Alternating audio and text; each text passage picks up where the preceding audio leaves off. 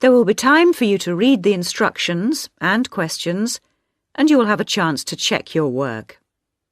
All the recordings will be played once only. The test is in 4 sections. Write all your answers on the question paper. At the end of the real test, you will be given 10 minutes to transfer your answers to an answer sheet. Now turn to Section 1. Listening, Section 1. You will hear a conversation between a travel agent and a customer.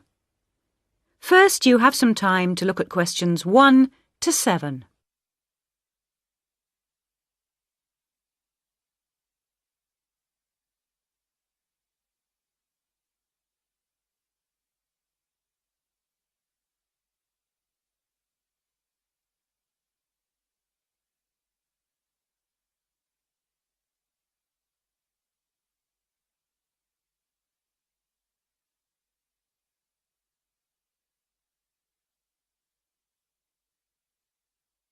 You will see that there is an example that has been done for you. On this occasion only, the conversation relating to this will be played first. Good morning. Can I help you? Yes, I'd like to get some information about trips to New Zealand. Certainly. Take a seat and I'll be right with you. Thanks. Now, where would you like to go in New Zealand? Well, I was hoping to do a bit of travelling around, actually. There are a few things I'd like to see and do before I go back home. Right. One thing I really want to do is go to Christchurch. I have relatives living there that I can stay with, my mother's cousin, and I've heard it's a nice place. The woman says she has relatives living there. So the first activity, visit family, has been circled. Now we shall begin. You should answer the questions as you listen, because you will not hear the recording a second time. Listen carefully and answer questions 1 to 7. Good morning. Can I help you? Yes, I'd like to get some information about trips to New Zealand. Certainly. Take a seat and I'll be right with you. Thanks. Now, where would you like to go in New Zealand? Well, I was hoping to do a bit of travelling around, actually. There are a few things I'd like to see and do before I go back home. Right. One thing I really want to do is go to Christchurch. I have relatives living there that I can stay with, my mother's cousin, and I've heard it's a nice place. Yes, it's a lovely city. And staying with relatives will help with the budget, of course. The budget? It will save you some money. Oh, right. Well, I'm not too worried about that.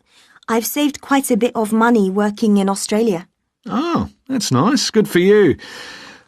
Well, you know that New Zealand consists of 2 main islands, the North Island and the South Island, and Christchurch is on the South Island. Is it? I was never very good at geography at school. Do you have a map I could look at? Sure. Here we are. Right, I see. And, well, then I'd also like to spend some time in Auckland, and maybe I could do an English language course there. Can you organise that sort of thing for me? Oh, certainly. We'd be happy to arrange that. But bear in mind that Auckland is in the North Island. OK. And I'd also like to do some skiing or maybe even some snowboarding. I hear New Zealand is a great place for that. Yes, absolutely. But you should go to Auckland first for your studies, and then you can get the ferry across to the South Island and take the bus down to the snow.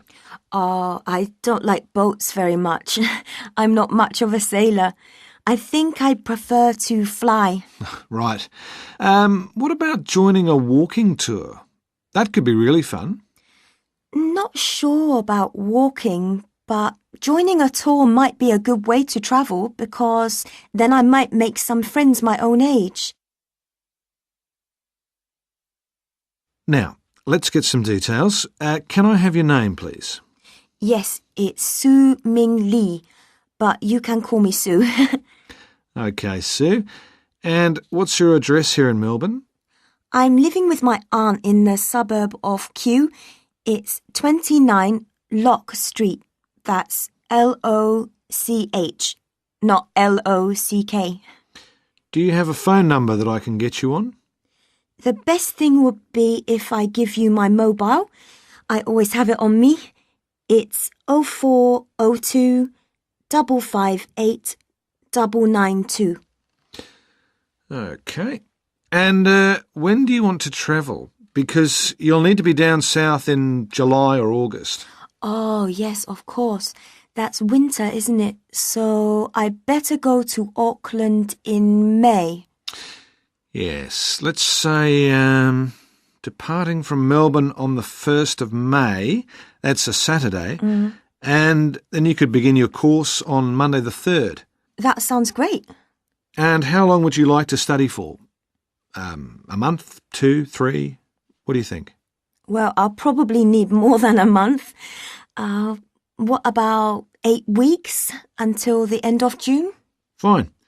I'll see what I can do. Oh, and how would you like to pay for this? On my Visa card, if that's possible. Before you hear the rest of the conversation, you have some time to look at questions 8 to 10.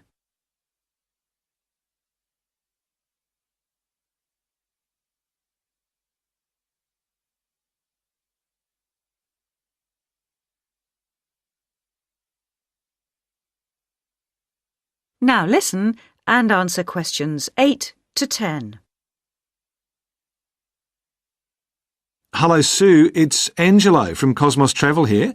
I've booked your flight and I've found you an English college called the Harbour Language Centre. Great. Where exactly is that? Well, have you got that little map I gave you yesterday? Yes? You see where the harbour is with the 3 wharves and the water? Yes. Got that? OK, there are 2 parallel streets. Quay Street, that's Quay, and Customs Street. The building where the college is located is on Quay Street, opposite Prince's Wharf. Right. Got it. And what about accommodation? Well, I've booked you into a hotel for the first 3 nights, and then the accommodation officer will find you a family to live with. Good. And where's the hotel? It's a short walk from the college, on the corner of Queen Street and City Road. Which corner exactly? On the left-hand side as we're looking at the map. OK, near the little park. Yes, that's right. And what about a good bookshop? I'm going to need to buy a dictionary and some English books.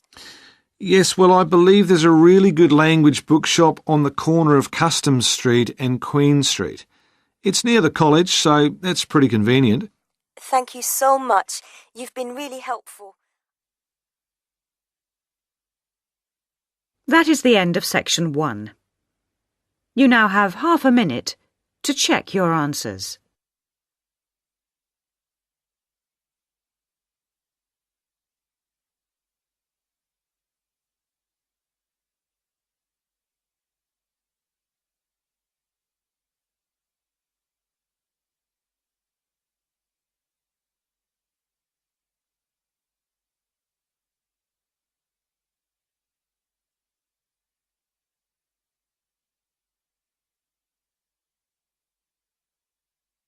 Now turn to section 2. Listening, section 2. You will hear an extract from a radio programme about a famous bridge. First, you have some time to look at questions 11 to 18.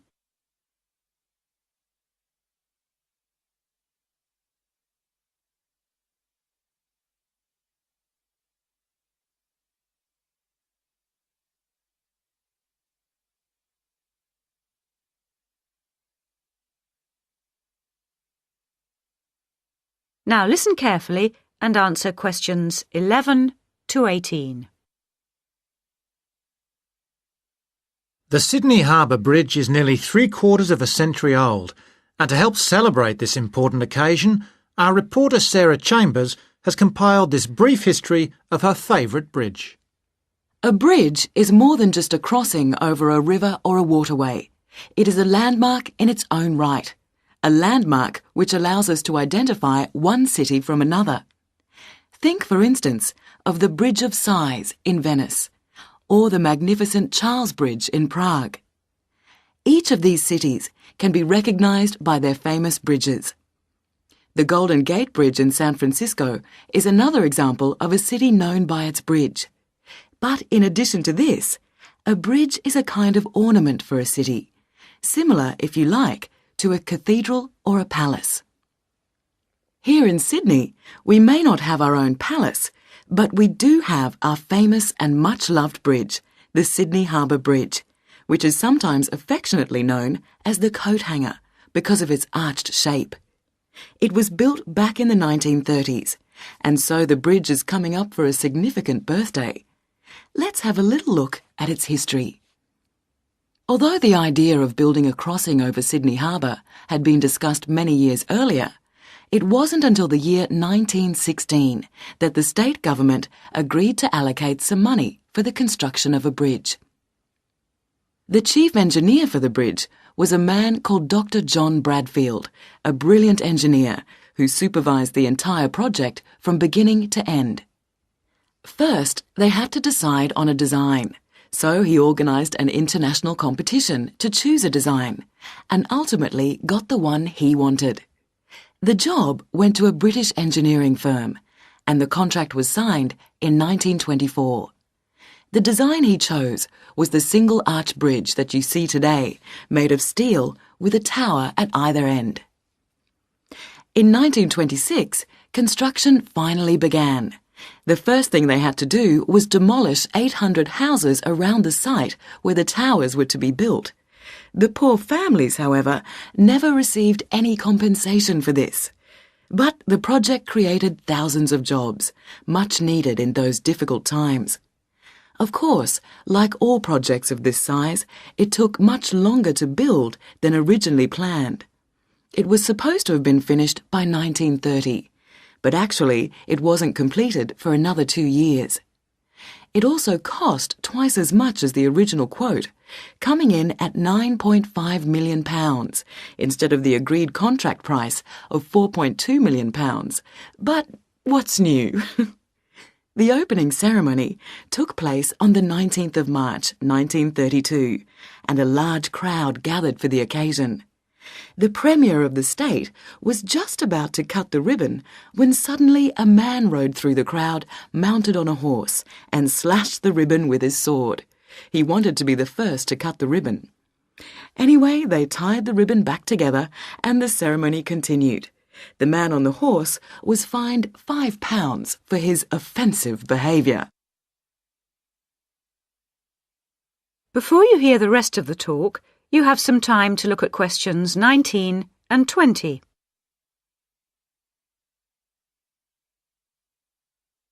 Now listen and answer questions 19 and 20.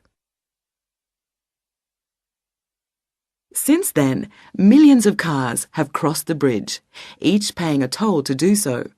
By the early 1980s, the government had paid off the loan for the money they'd borrowed all those years before.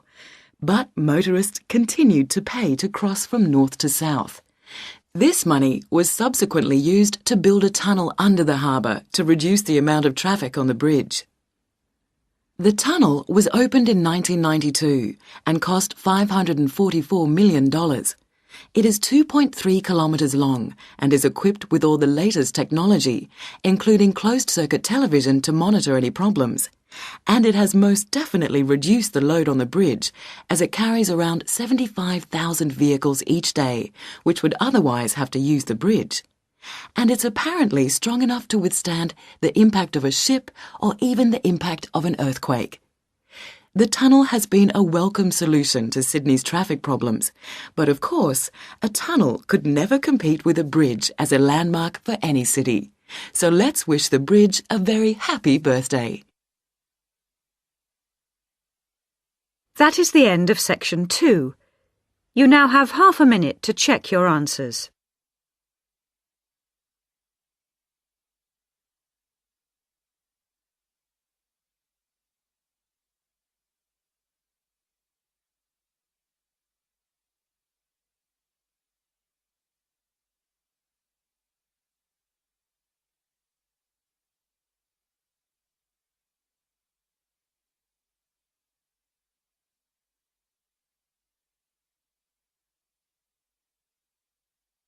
Now turn to section 3. Listening, section 3. You will hear 2 students discussing the subject of rock art. First, you have some time to look at questions 21 to 27.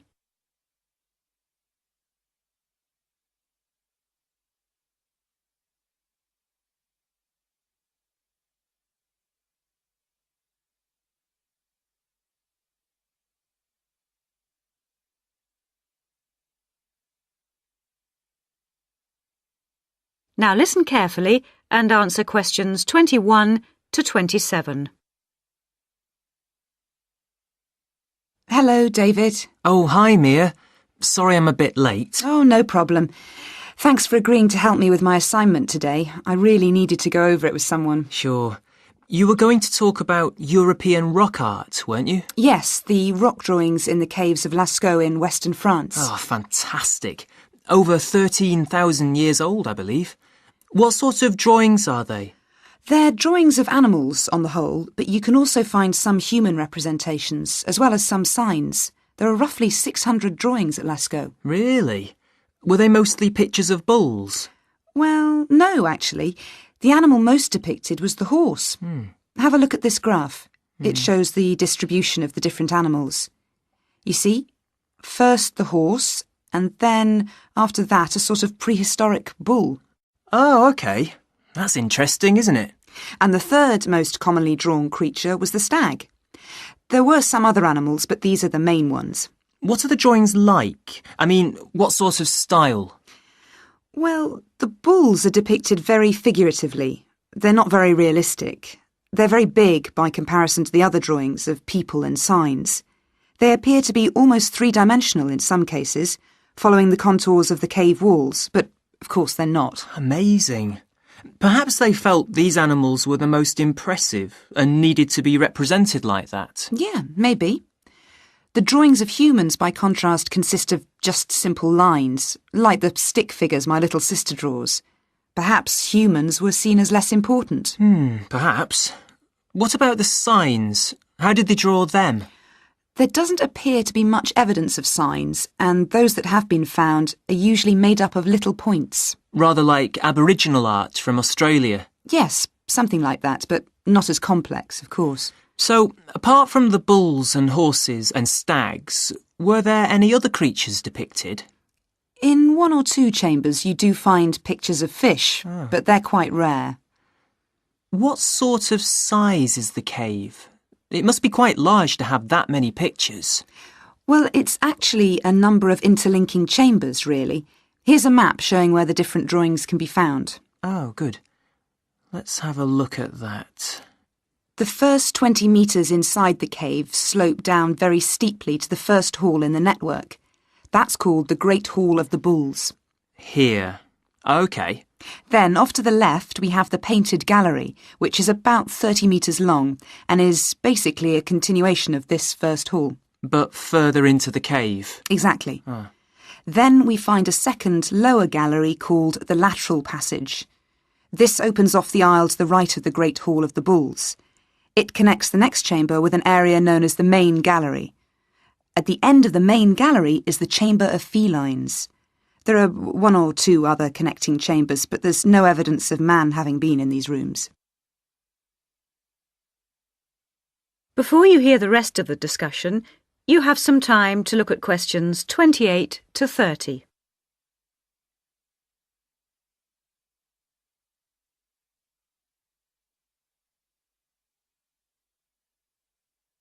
Now listen and answer questions 28 to 30.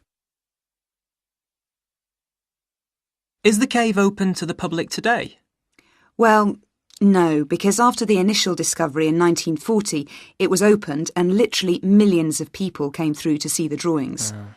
Then, in the 50s, the experts started to worry about the damage being done to the drawings, and the government finally closed the Lascaux cave in 1963. Is that so? It wasn't really the tourists that were doing the harm, but the fact that after thousands of years, the cave was suddenly open to the atmosphere, and so bacteria and fungi started to destroy the pictures.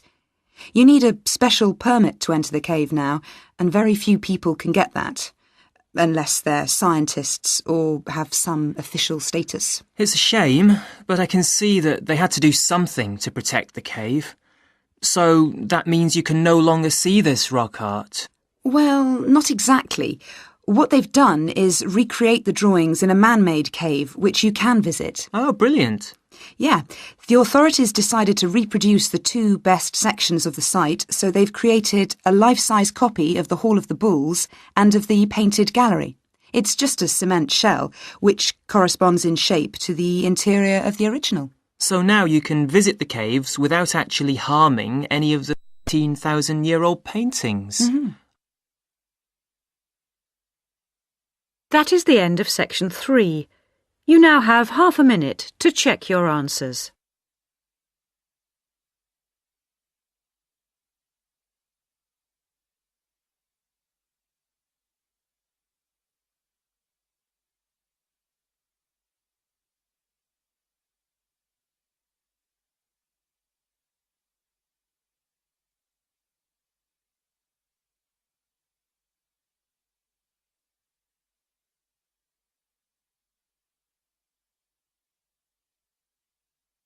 Now turn to section 4. Listening, section 4. You will hear an extract from a university lecture on the topic of marketing. First, you have some time to look at questions 31 to 40.